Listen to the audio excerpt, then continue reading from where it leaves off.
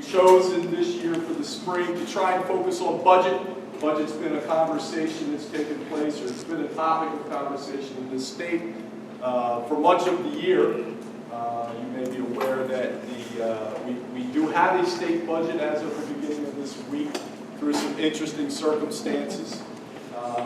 Be that as it may, we've been working throughout the year trying to use whatever information that was available to us to not only get through this year and do so successfully, but also we have to plan for next year. And so you're going to hear a little bit about what our budget looks like, what our process is, and the fact that we're really trying to move in the direction of having a longer-term focus, looking beyond year to year, looking 2, 3, and 4 years out, because frankly, we're not sure that things are going to get less volatile at the state level, and we need to be able to be planful so that ultimately we can run the school system and retain the level of programming and the level of quality education for which Enfield is well known.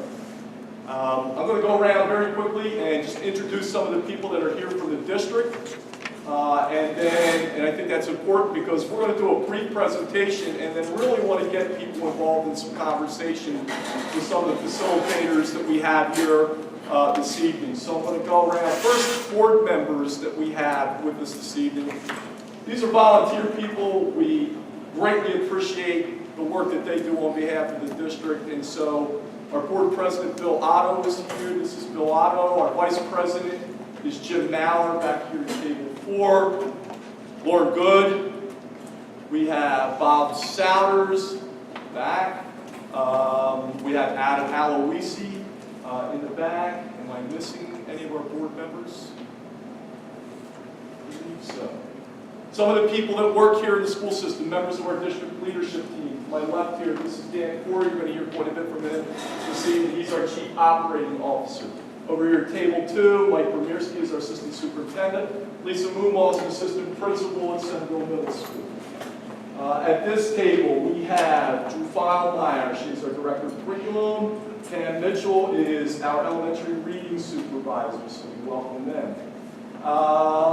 Let's see, Derek Frank in the back is our transportation coordinator. Cheryl Purcell, to his left, that is our business manager. Brian Rathgeb is our director of food services. Mike Brand is the director of technology here in the district.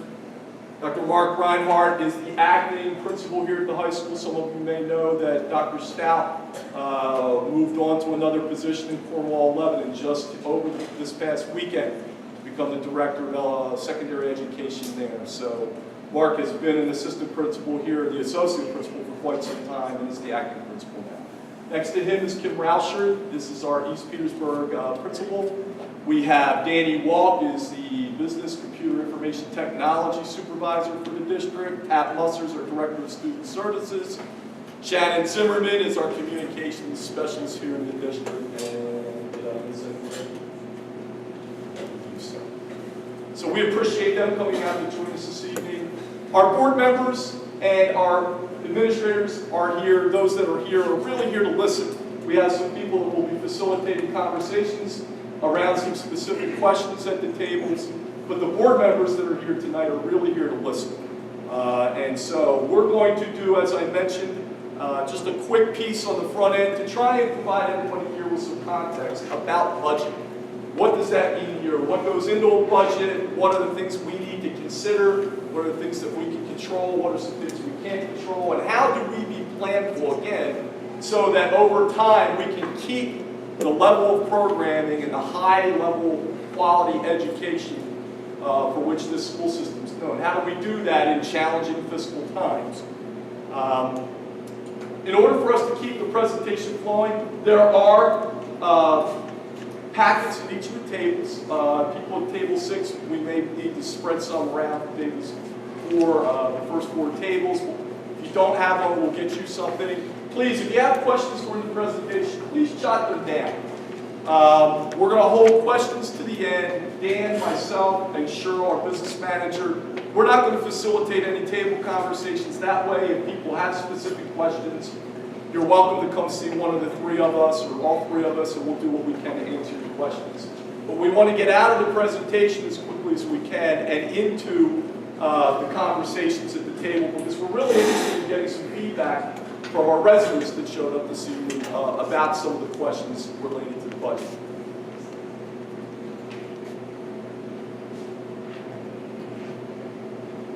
So, with that in mind, understanding too, the board members are here to listen. We do invite you back if you want to hear the conversations that board members will be having about budget.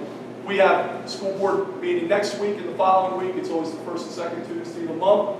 There's a finance committee meeting where many of our board members will be in attendance later in April, where the budget will be a topic of conversation. In May, we will also again be talking about budget at the first and second meetings. There's a preliminary budget process that we go through in May to get a preliminary proposed budget in place that will then be voted on in June.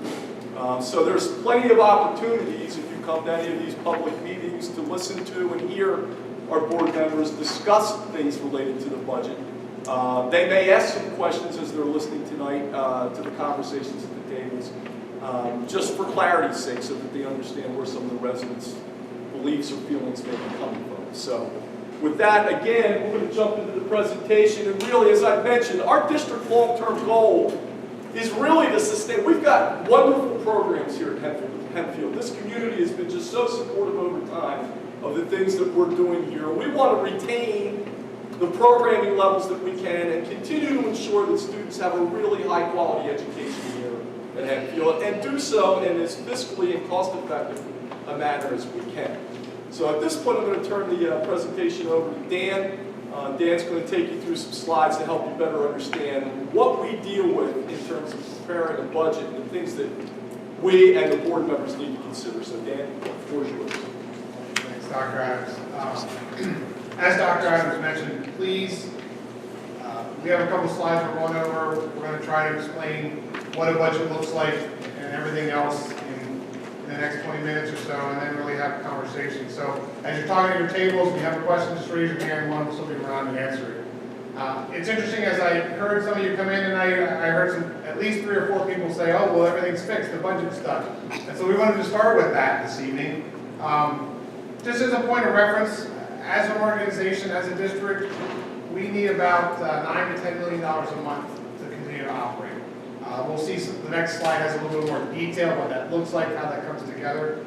And what does this budget resolution, where are we at? And so just a couple things to point out, because I don't know that the media has accurately covered it or it's in an understandable manner. After the holidays, we got what they called half of our money. Now, it was really 45% of our money, but I guess if you round up, that's a half.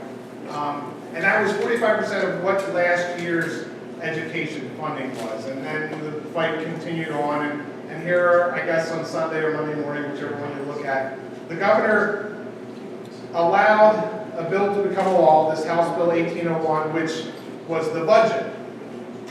There was a second bill that was how to spend the budget, how to distribute those funds.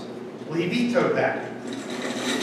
So technically we have a budget, but we have no framework by which to distribute the money. So what does that mean for us? Well, fortunately, to some extent, there's a policy throughout education funding of hold harmless that would say we'll at least get what we got last year. The budget that was passed has an extra $150 million in it for education across the state. We have no idea what portion of that we will get. We know that originally when the $400 million proposal was put forward, that we were looking to receive about $500,000 of extra revenue. So at this point in time, I think best case scenario, we may get an extra $200,000. Maybe. We may get zero. We'll find out when the formulas come out from the state. The other thing that didn't get passed in that second vote that got vetoed is plan con. What the plan con is there's funding that comes from the state for any construction projects. And it's a very elaborate process that you go through. It's probably a year-long process to get approvals. We followed all those processes, we built those buildings, and we submitted for payment. And last year we got a payment, and we have been receiving payments.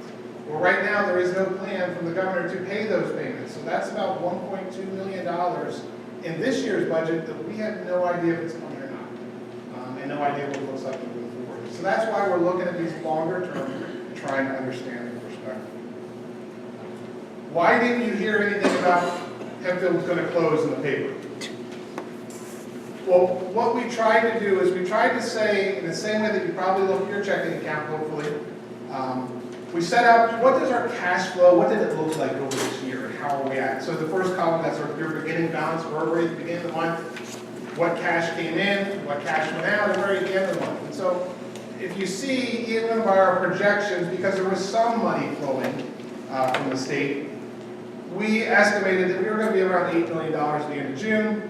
July and August start a whole new tax cycle, and if you go look at the previous year, you see those cash receipts in July and August. There was a $46 million receipts in August. And so as long as we got through June, July and August, next year's monies were going to come in, and that's why there was no articles or press releases that Hempfield was going to close its doors. We were able to sustain through that. Now, Dan, I think it's an interesting point that back right after the holidays, we received roughly 45% of the dollars that we were supposed to receive this year from the state, which probably was $13, $14 million, a little lower than that. Yeah, we'll look at the funding that will come up there. Yeah, about $13 million. One of the other things that has to come into play is this summer we've looked at it, and some of you know we've done some construction over the last few years. One of the interesting things is that we do have a number of buildings. We have almost 1.5 million square feet of building. And so they finished, we had some engineers do a study over the summer here. They looked at 6 buildings in particular. The main focus was 3, one you're sitting in, which is the high school. It was renovated more than 20 years ago. Landisville Primary and Landisville Intermediate Center were also built around that same time, 94, 95. And so what they went through is they identified about 300 projects that we have coming due on those buildings over the next 8 years or so. And what they really tried to do is look at, hey, these things are coming to a life cycle thing. You have 20 to 25 years on them, on the roof, on major heating and ventilating systems. And fortunate as you look around, as you walk down the hall, our staff does a great job of keeping things clean and operating. But there's only so long that some of those systems will operate. And so when you look at those priorities that are laid out over the next years, you're talking about $21 million worth of potential work. Now, some of you may have followed and understand there's some neighboring districts that are looking at renovating a high school right now. Renovating their high school, they're looking at anywhere from $85 to $100 million. So if we can keep these and upgrade these 3 buildings for 21, we're staying ahead of that game, and we don't need to go through a wholesale renovation, and that's what we're trying to get to. Act 1 and exceptions. 2006, Act 1 was passed. It's called the Property Tax Relief. It was updated again in 2011. And what that did is that limited what the school board could raise taxes by. There's a calculation that's done. It looks across the state. It takes a 12 and a 36-month rolling average, and then it has some factors depending upon your local district. So everybody's is a little different depending upon their specific economic standings. There are 2 things that could potentially go above that index. One is exceptions. We'll talk about them a little bit more. Right now we have 2 categories of exceptions. Those are for escalating special ed costs. They look over a 2-year average, and then also escalating pension costs. The final one that you may have heard a little bit, Donegal went through this a couple of years ago when they were first trying to look at the renovation or construction of the new high school, is a referendum. And essentially that's a special ballot provision that goes and asks for a tax increase above the index for a specific reason. So most of them that have been approached across the state right now, very few have been approached, but most of them have been for a major construction project. So for next year, our index is 2.4%. As you see, there are exceptions, could be up to 4%, and 2.8 of that is from special ed, and 1.2 is from pension increases. So there's a possibility of 6.4, and we're going to look through some scenarios as we go and what those look like. Just as an interesting point of reference, the school district, 1% tax increase generates about $270,000 for the district. So a little bit of perspective, where have we been? So looking back over the last 10 years, the dotted line is the actual tax increase. Your solid line is what the index was. And there's a little bit of anomaly with those first 2 years. That's when the index came into place. At that point, there was also an exception with some bonds that I've done at the time. And so we had some bond payments, and the bonds were structured with payments over years. This new restriction came in, and so they gave some exceptions to allow you to work through those bond payments. So if you see there, 2008, 2009 was the last time that the school board went above the index. You see that in 09, 10, and also last year were both tax increases below the index. What does that look like to the average homeowner? And so you can see here over each of those years what that percentage looked like on the average home. You see, interestingly enough, the 10-year average is about $93 a year. Has been the average increase over those 10 years, and you see the ups and downs which correlate to the percentages on the previous slide. Before we get into the actual budget, there's also this question about reserves, and you probably have seen or read everything from one extreme to the other. What does it mean and why? So I want to look a little bit about what do we have as reserves and why we have those there, and what does it look like. So the first category that let's call our checking account is your major account, your general fund that things come in and out of. We have some reserves in that. Essentially $6 million of that doesn't have a specific purpose right now other than, as it says on the bottom there, to address anticipated and unexpected needs. The second two categories, the board has made some decisions that, hey, here's some potential costs that we need to look at. So you see $2 million is for part of our one-to-one, our iPad program, and also for some of those capital reserve projects that we're going to talk about, and that we talked about with that $21 million. We also have $2 million, which is a governmental. At this point, the board's using it for governmental expenses for retirees that need to be offset, and so they've designated for $2 million to make sure that we can cover those costs. Debt service, one of the things that we have right now about $25.5 million in variable rate bond that we could use for the construction. And you may say, well, why did you do that? Well, the interesting thing enough is over the last 5 years, the interest rate on that variable rate debt has always been less than 1%. Some of it has been as low as 0.6 or 0.7%. But with that, it locks into a number of terms, and so if interest rates started to escalate, you can't immediately change it, and so there's some capacity in there with that $5 million to make sure that if interest rates go up, we have some capacity to go ahead and make those additional payments until we can lock that in.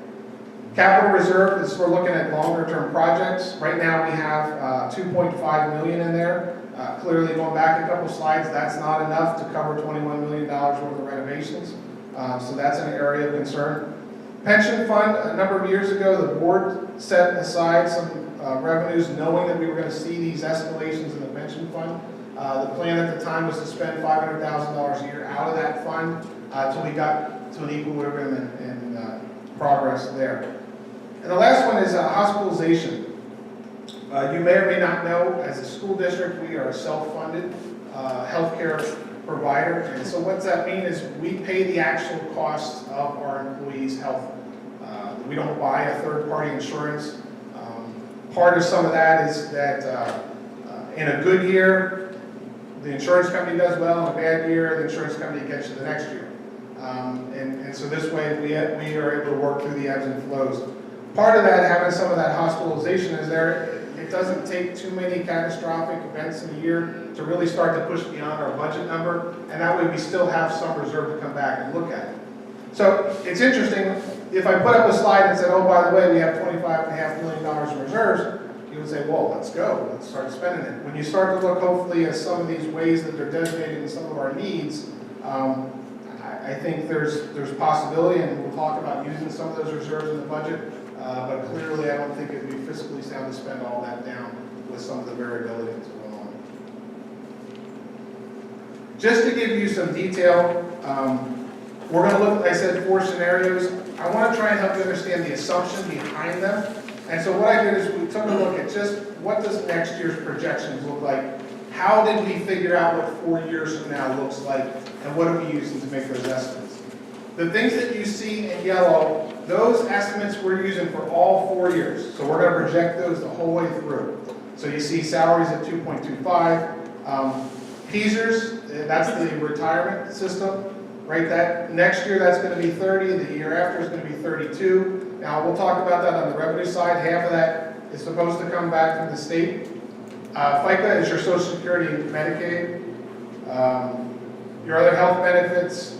What we did is we've made some changes with a new contract. We are expecting to be able to hold healthcare costs steady next year with the changes we made, but we expect them to then grow from that point. So it's a flat funded in year 1, and then it goes up 7% a year after that.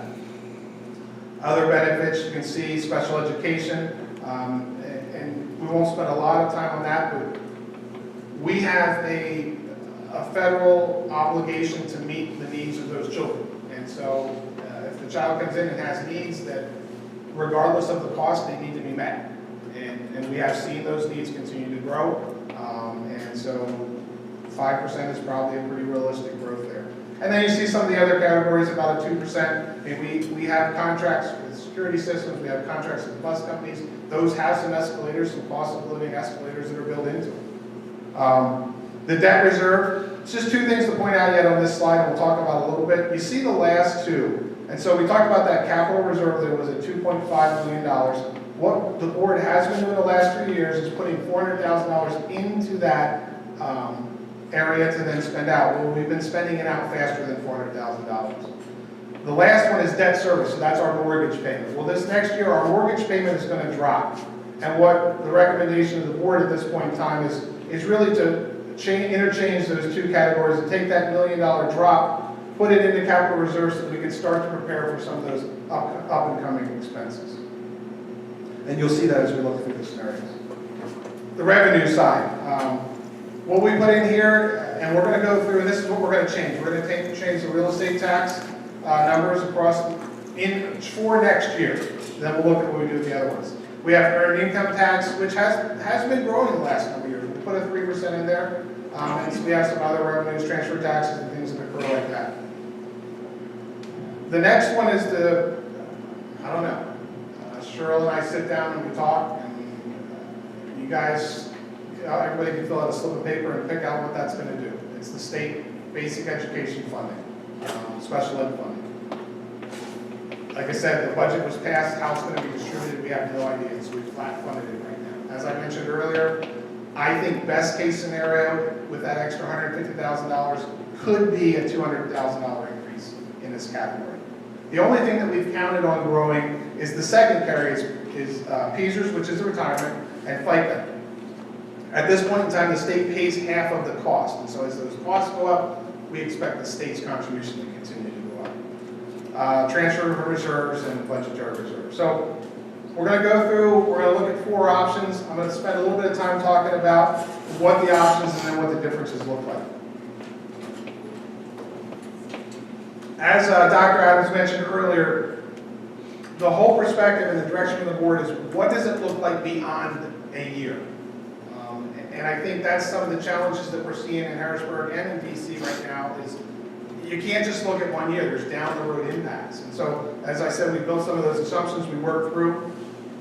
What we've changed is we've changed in these scenarios what the average tax increase is, how we're going to reuse reserves next year, and how much we may fund into capital reserve. Okay?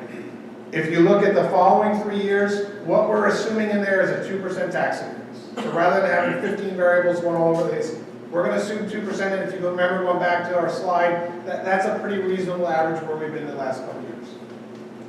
So you take a look at this and say, okay, well, what if we don't raise taxes at all next year? Okay? We're just going to take a 1 year hiatus, we're not going to raise taxes at all. We'll catch up the next 3 years. We'll raise 2% the next 3 years. What happens? And so when you look at those deficits that come into play, we end up with a 4-year deficit of almost $20 million.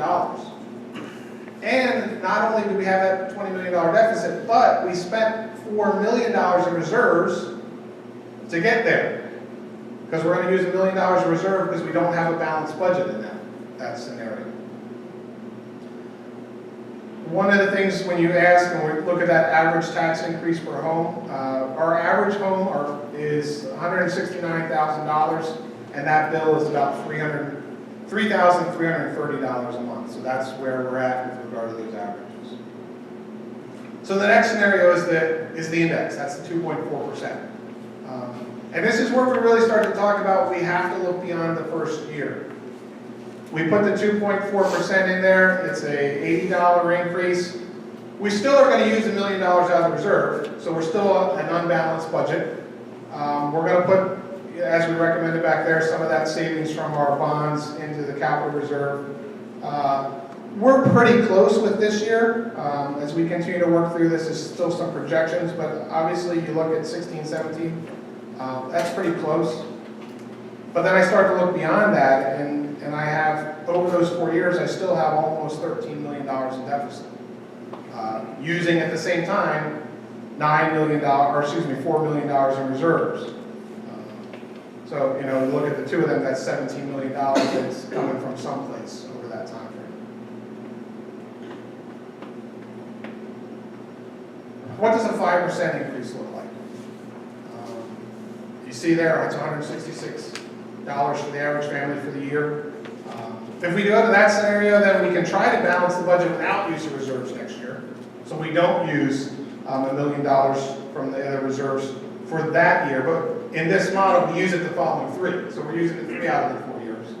And we put a little bit more into cap reserve to try and get that ahead. There's no way that we can build a budget that we can fully fund that $21 million out of reserves. So there's going to be some level of borrowing to support those projects at some point in time. The question is, how much cash do we have on hand and how much do we have to borrow when the time comes? You see it starts to come back. It resolves year 1. It really starts to get better at resolving year 2. But we still have issues in the year 3 and 4. And remember, year 2, 3, and 4 all have a 2% tax increase. Those aren't zeros, those are 2%, and we're still seeing those deficits. What happens if you go and use all the exceptions? Now, I could take a poll right now, that's probably not very popular with anyone. It is a $213 increase for the average home. We don't use any reserves. We got a little bit more in the capital reserve this year to recover. Normally, in the past couple of years, we've been running at $4 and $4.5 million in capital reserve. Like I said, we're down to $2.5, so we're definitely in the wrong trend there. It closes up the next 2 years. It really does. It closes year 1. It closes year 2. We're still using $1 million reserve in year 2. So even though that's a positive $250,000, it's really a negative 3/4 because we're using $1 million of reserves. And it starts to get things closer into year 3 and 4. And so that's why, as the board looked at it, as you all have some discussions with regard to what these scenarios look like. We think we have to look longer term. We have to look at what things look like and how they move forward. So I'll turn it back over to Dr. Adams, who's going to talk a little bit about the groups. As a reminder, sure, raise your hand. And as you get into discussions in your group and something doesn't make sense, please raise your hand. Cheryl or myself or Dr. Adams come around. We'll try and clarify. As you introduce yourselves, you're going to realize that some of your facilitators, they're not the financial people, so they're not necessarily going to answer all these questions, but they're going to help guide your direction. So what we'd like to do with the remainder of this evening, as we've said, we've got people in groups and we may redistribute just a little bit to make sure that we've got enough people for some rich conversation. We really want to have conversation around a couple of different questions. This was quick. You could spend hours, you could spend days talking about budget. What we wanted to do was just try and get enough information out there as simply as we could so that people could conceptually get an idea of what we're talking about in terms of needing to look beyond just next year. That we need to be able to look 2 years, 3 years, 4 years out, because decisions that are made for next year are going to have implications beyond 16, 17. And so getting some kind of a sense around some of the questions, because one of the things, we've got a small number of people that were able to attend this evening. We would like to be able to put information out, however, in a way, given some suggestions from residents that are here, where we can help promote a greater understanding of what the district is facing, not only next year, but in the years to come, and to get some kind of a sense of, for number 2, for instance, what stood out for you tonight that, wow, I didn't know that, or that seems really important and maybe we need to emphasize that as the district thinks about how we're going to continue to try and push information out for residents to consider. And then it'll get to a place where we need to, because as Dan mentioned, most of those scenarios beyond next year, we start to look at some significant deficits. And at some point, if we're not able to generate enough revenue, then we've got to look to cut. So it will help us to better understand what you think is most important or valuable in the school system. And then question number 4, what are the kinds of things you think we should be doing from a fiscal standpoint so that we don't lose those things that we most value here in the school district? And then the 5th question is, this story, which we've just given you a thumbnail, how do we share this story most effectively with our community so more people understand what the district faces, not only next year, but the year after and the years beyond? That's really what we're looking for, is to try and become more strategic as we look at this budgeting scenario. Because with the volatility at the state and federal level, we just don't know what we can count on for the state. But we do know that we can control some things here in the district. And we want to be as intentional and strategic with what we are able to control as we possibly can be. So that, again, we can find that appropriate but delicate balance between that really high-quality education that students get here at Hempfield and also the need to be fiscally responsible to our community.